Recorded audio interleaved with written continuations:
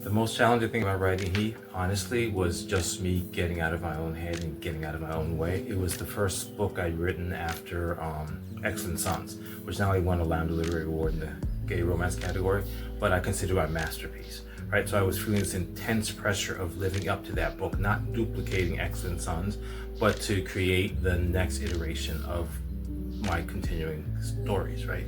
And I think once I got a grip on that and really focused on, let's not kind of worry about what you've done before, but let's just make this the best effort you can, as you always try to do. So, writing the book, I think I was most surprised by how authentic it felt. After all, the main characters, they grow up poor in a dusty farm town. I'm a city kid, I grew up in the Bronx.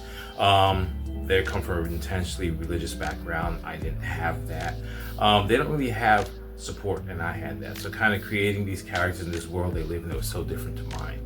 I remember at one point in the story, they go to their first fast food restaurant and they talk about how it was the first time they'd ever had a meal where they didn't know where the meat came from. And I remember my husband, who grew up in a small hometown, once told me that, like when he went to college, it was an experience for him because he was eating stuff that he didn't know who had grown it or where it came